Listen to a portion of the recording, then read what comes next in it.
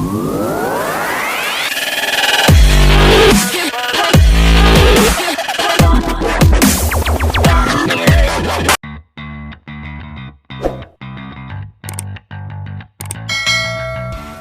मैं हूं ललित किशोर शर्मा। आप देख रहे हैं LKS न्यूज। खबरों की दुनिया में आपका स्वागत। हाल ही में केंद्र सरकार ने 3 विधेयकों को पारित किया है। यह तीनों बिल कृषि पर निर्भर है। आज़ादी के बाद से ही किसानों की स्थिति दयनीय रही है। उस स्थिति में किस प्रकार से बदलाव किया जाना चाहिए, इसको देखते हुए सरकार ने 3 विधेयकों को पारित किया।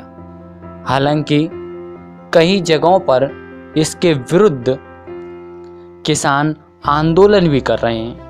आइए हम आपको पहले इन तीनों विधेयकों के बारे में समझाते हैं, उसके बाद हम आपको बताते हैं कि इन बिलों का, इन विधेयकों का आखिर विरोध क्यों हो रहा है। ऐसा क्या कारण है कि किसान इन विधेयकों से खुश नहीं हैं और वो सरकार के खिलाफ नारेबाजी कर रहे हैं।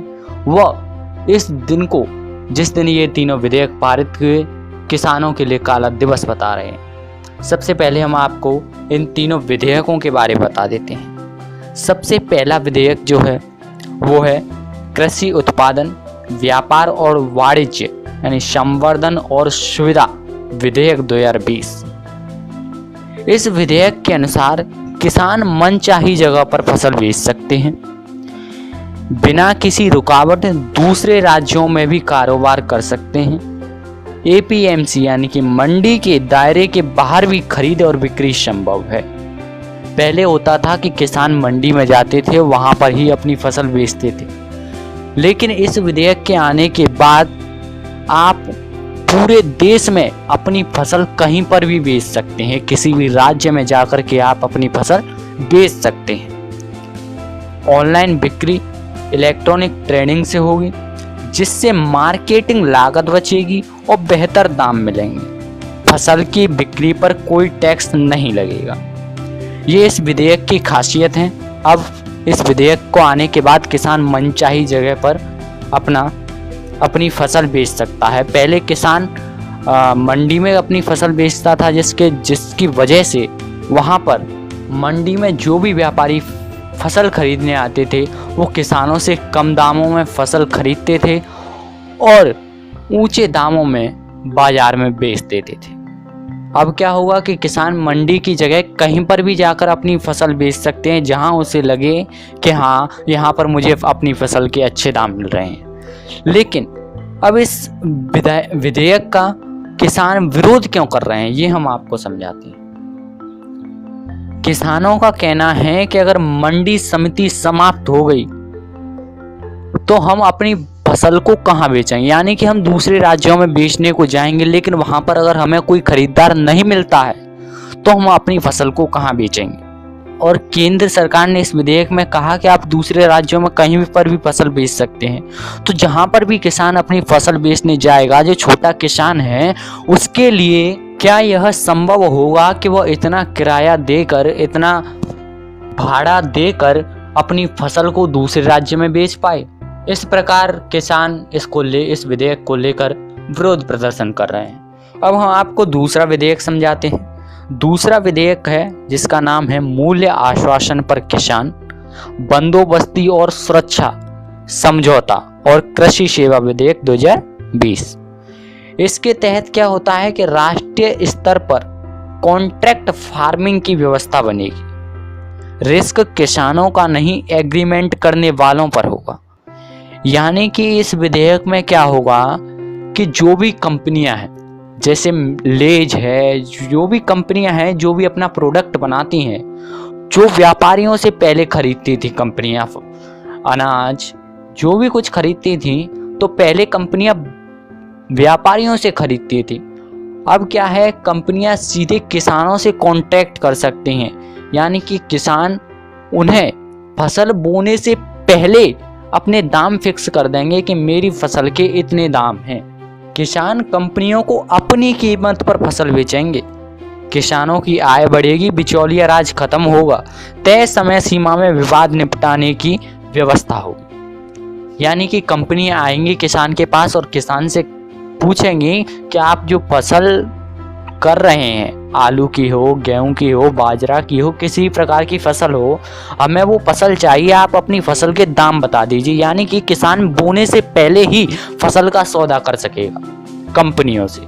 इसमें किसान के लिए फ़ायदा ये होगा कि अगर आगे चलकर जैसे गेहूं की उसने फसल की और इस समय गेहूं 14 रुपए किलो है, आगे चलकर अगर गेहूं की कीमत घट भी जाती है तो किसान को इससे कोई फर्क नहीं पड़ेगा। किसान ने जो कीमत कंपनी वाले को बताई है 14, 16 जितने रुपए भी बताई है, उसी कीमत पर कंपनी को वो फसल खरीदनी पड़ेगी। यानी कि अगर फसल की कीमत उस वक्त कम हो जाती है तो भी किसान को इससे कोई फर्क नहीं पड़ेगा। किसान अपनी फसल का वही दाम लेगा जो उसने फसल बोने से पहले कंपनी को बताया था। इससे क्या होगा, इससे बिचौलिया राज खत्म हो जाएगा। यानी कि पहले किसान जब मंडी में जाता था तो बिचौलिए उनसे कुछ % का अपना हिस्सा लेते थे, उसके बाद कंपनियों को ऊंचे दामों में बेच दिया करते थे। इससे क्या है, बिचौलिया राज खत्म हो जाएगा। अब किसानों का इसको लेकर भी विरोध प्रदर्शन है। किसान कह रहे हैं कि अगर यह कॉन्ट्रैक्ट फार्मिंग की व्यवस्था हो गई तो कहीं ऐसा तो नहीं कि सरकार अपनी MSP जो सरकार फसल खरीदती है उसको हटा देगी, यानी कि सरकार किसानों से फसल नहीं खरीदेगी। यह डर किसानों को सता रहा है, जिसके कारण वह इस विधेयक का भी विरोध कर रहे हैं। अब हम आपको तीसरा और आखिरी विधेयक जिसका सबसे ज्यादा विरोध किसान कर रहे हैं उसके बारे में बताते हैं। इस विधेयक का नाम है आवश्यक वस्तु संशोधन अधिनियम। आवश्यक वस्तुओं की लिस्ट से अनाज, दाल, तिलहन, खाद्य, तेल, प्याज, आलू आदि वस्तुओं को हटा दिया गया है। यानी कि अनाज, दाल, तिलहन, खाद्य, तेल, प्याज, आलू आदि वस्तुओं को राष्ट्रीय आपदा या आपातकाल के अलावा कोई भी व्यापारी संगठित अर्थात स्टोर कर सकता है। यानी कि राष्ट्रीय आपदा या आपातकाल की स्थिति नहीं है तो कोई भी व्यापारी इन वस्तुओं का स्टोर करके रख सकता है। इससे पहले काला बाजारी को रोकने के लिए आवश्यक वस्तु संशोधन अधिनियम 1955 को लाया गया था, जिसके तहत कोई भी व्यापारी जरूरत से ज्यादा सामान इकट्ठा नहीं कर सकता था। परंतु अब सरकार का कहना है कि आवश्यक वस्तुओं का उत्पादन जरूरत से अधिक हो रहा है, व्यापारी अब स्टोर कर सकते हैं और बाद में जब भी उनका मन हो उस स्टोर हुए वस्तुओं को बेच सकते हैं। सरकार इसमें किसी भी प्रकार का हस्तक्षेप नहीं करेगी, यानी कि अब हर कोई भंडारण कर सकेगा। जिस काला बाजारी को रोकने के लिए आवश्यक वस्तु संशोधन अधिनियम 1955 को लाया गया था, सरकार ने इसे बदल दिया है और काला बाजारी को बढ़ावा दिया है, ऐसा किसानों का कहना है। किसान इस विधेयक को लेकर विरोध कर रहे हैं। उनका कहना है कि अगर भंडारण की व्यवस्था फिर से प्रारंभ हो गई तो व्यापारी हमसे खरीद कर फिर उन्हें स्टोर करके जब महंगाई अत्यधिक बढ़ जाएगी तब उन वस्तुओं को बाहर निकालेंगे और हमसे जो कम दामों में फसल खरीदी गई थी, जो अनाज, दाल, तिलहन, तेल, प्याज, आलू ये सब हमसे कम दामों में खरीदा गया था, उसी को हमें वापस दोबारा महंगे दामों पर बेचेंगे। इसलिए किसान इसका विरोध कर रहे हैं। अब सरकार का कहना है कि अगर किसान चाहें तो किसान भी इस चीज का भंडारण कर सकते हैं, किसान भी अपनी फसल का भंडारण कर सकते हैं, अपने पास रख सकते हैं।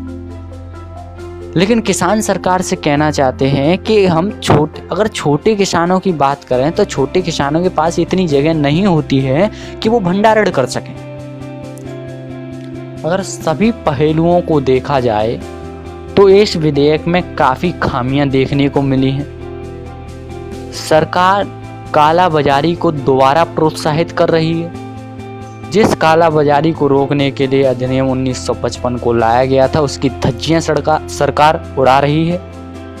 अर्थात जो किसान अपनी मेहनत से फसल को उगाकर बेचता है उसी किसान को बाद में चलकर वही फसल वही चीज़ें अनाज, दाल, तेल, प्याज, आलू जो उसने स्वयं अपने खेत में उत्पन्न किए थे, उन्हें वही बाद में चलकर जिन दामों में बेचा था उससे कहीं अधिक गुना दामों में खरीदेगा, ऐसा सरकार का कहना है इस विधेयक में। ऐसी ही वीडियोज के लिए हमारे चैनल LKS न्यूज़ को सब्सक्राइब करें और वीडियो पसंद आने पर वीडियो को लाइक करें और शेयर करना ना भूलें। धन्यवाद।